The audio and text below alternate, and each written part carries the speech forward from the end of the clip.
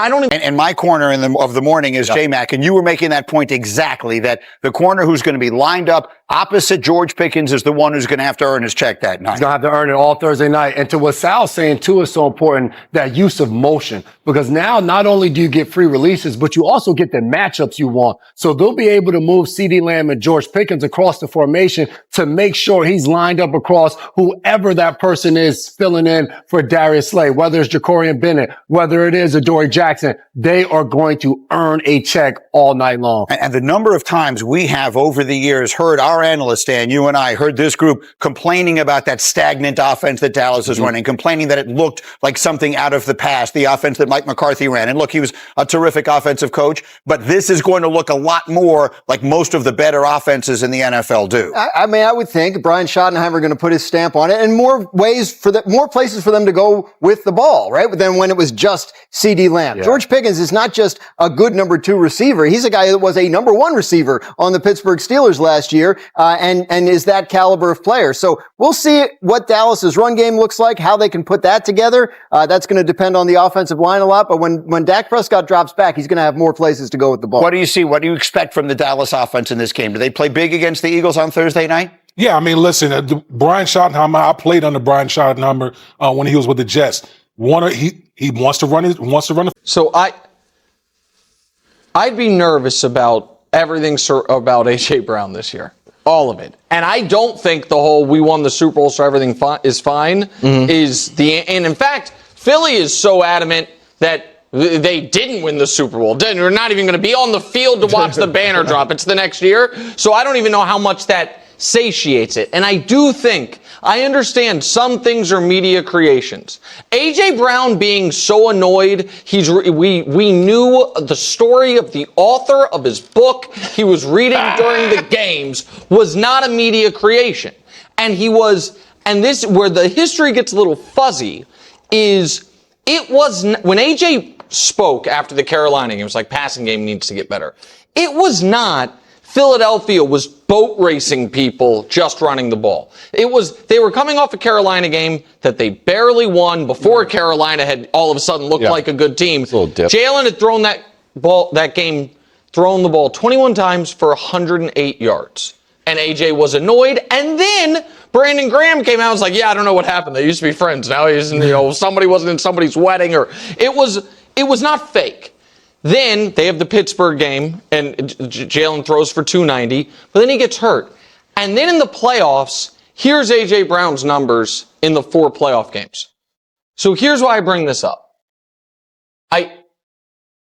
Let's say, just for the sake of argument, Stafford doesn't get sacked on that 3rd and 2 with 30 seconds left and throws a touchdown. And they win. I think it's on the board. A.J. Brown's on a different team. I think, you know what I mean? Like, if it had ended like that, and they're not champions, right? It was, to me, he was reading the book during the playoff run. He likes reading the book. Okay.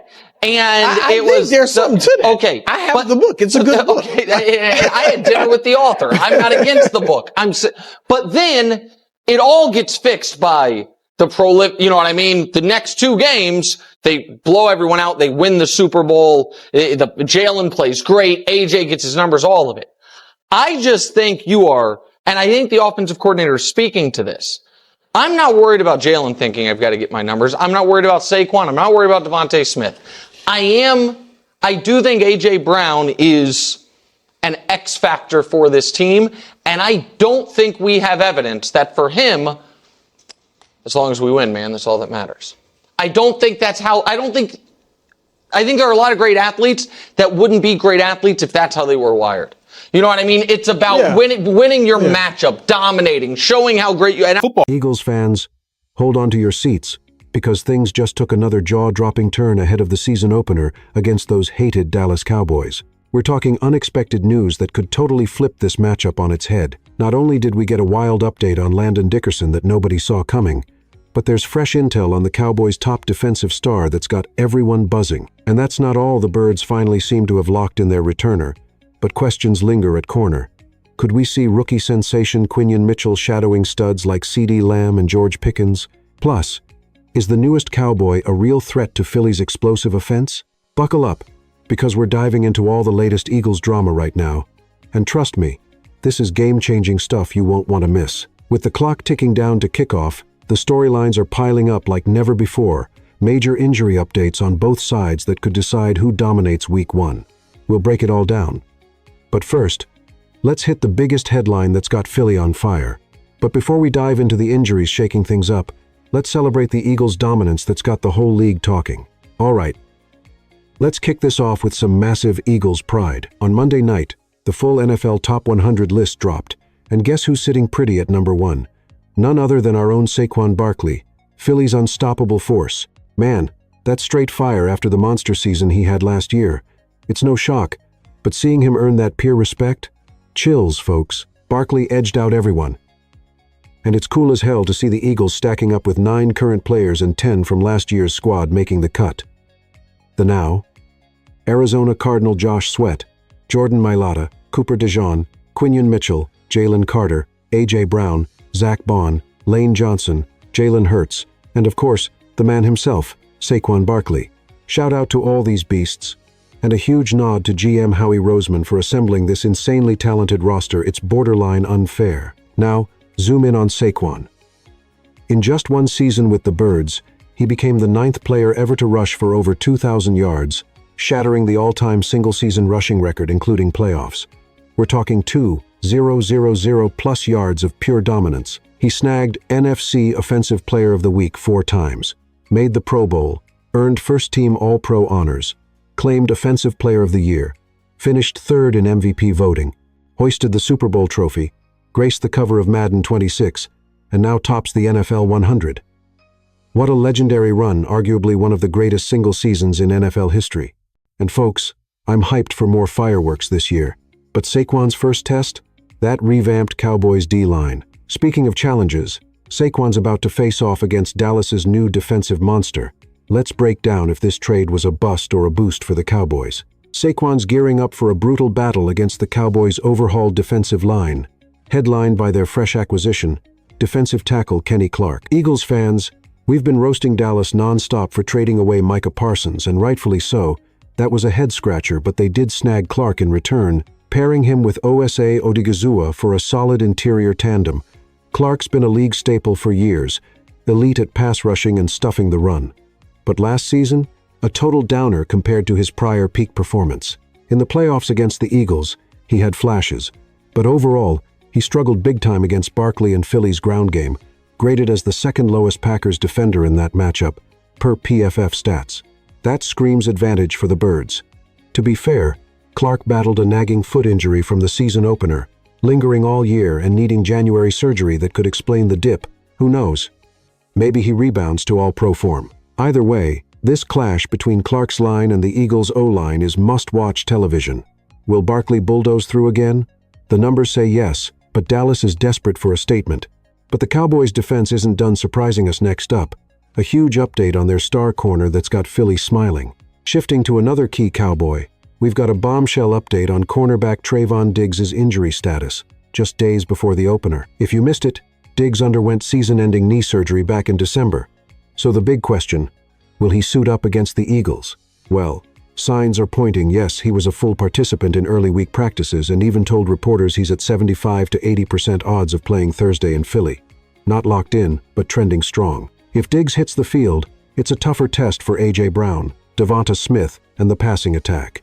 Real talk though, he's not shutting down those elite receivers. Still, Dallas is way better with him than without. We'll monitor this closely. But man, the drama is real. And speaking of Dallas's health, let's check the rest of their injury report. It's looking surprisingly clean, but the Eagles, not so much. As for the Cowboys' overall injuries, they're in prime shape heading into Week 1. Offensive tackle Tyler Guyton and tight end Brevin Spanford were full go in practice, on track to play. The only likely scratch, interior D lineman Perrion Winfrey, but he's just depth, no big loss. Dallas is stacked and healthy, ready to rumble. Flip to the Eagles, though they've been hammered by injuries pre-opener. The headline? Landon Dickerson missed Monday's practice with a new back issue, on top of his recovering knee. That had fans panicking, putting his status in serious doubt. But Tuesday brought epic news. Coach Nick Sirianni confirmed Dickerson's cleared from the knee, And shockingly, he returned to practice not limited, full participant. This guy's a warrior, battling through hits like Wolverine, as Jordan Mailata said. It's insane resilience. If he plays, and I'd bet he does it, supercharges the run game and neutralizes threats like Clark and Odigizua. Numbers don't lie. With Dickerson, Philly's rush averaged over 140 yards per game last year. Game changer. But Dickerson's not the only Eagle nursing wounds. Let's unpack the rest and how it impacts QB depth. On other Eagles fronts, QB Tanner McKee's sidelined with a broken thumb, likely inactive, bumping Sam Howell to QB2. Positive vibes though. Jalen Carter, Avonte Maddox, and Josh Sweat were all full participants Tuesday, poised to play. Not confirmed, but looking good. These guys are crucial, with Carter's 6 sacks last season anchoring the D-line. Now, the returner saga that's dragged all off-season, we might have our answer. The Birds re-signed Britton Covey to the practice squad, their 2022-23 punt return king. After an injury-plagued 2024 and Rams stint, he's back and hungry. Special teams coordinator Michael Clay hinted at his potential, noting the luxury of a familiar face ready to contribute. Monday's practice reports had Covey first up on punts, so expect an elevation for Thursday. He's averaged 5 yards per return in his career. Electric stuff that could swing field position big time. With special teams shaping up, the secondary's still a wild card. Will Adoree Jackson hold up against Dallas's weapons? At corner, all arrows point to Adoree Jackson starting opposite Quinion Mitchell. Jackson's hyped, saying he's ready for whatever starter or not, he's locked in. I'm cautiously optimistic. Give him a shot. But week 1's brutal with Cowboys' elite duo CeeDee Lamb and George Pickens. Lamb torched defenses for 1,749 yards last year. Don't let Jackson be the weak link. Vic Fangio's got tricks though, like having Mitchell travel and shadow the hot hand. The staff prepped Q for this all off-season. Fangio's coy, but noted Lamb's slot snaps could let Mitchell stick to Pickens outside, easing pressure. Options galore. Q could follow Lamb too. This strategic chess match is thrilling. Mitchell's rookie hype could shine bright. As the hype builds, one final twist from Sirianni that's got fans fired up for pure focus. Tuesday's presser dropped another gem. Nick Sirianni revealed the Eagles won't be on field for the Super Bowl banner drop Thursday. Didn't know it was banner night, we won't be out for that. Boom, that's the mentality. They've celebrated enough. Now it's all about crushing Dallas.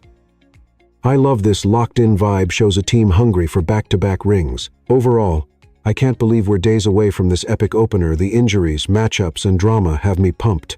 I'll drop predictions tomorrow, so subscribe, hit notifications, like this video, and comment your takes below. Check my last vid on yesterday's craziness right here. Thanks for watching. Go Birds.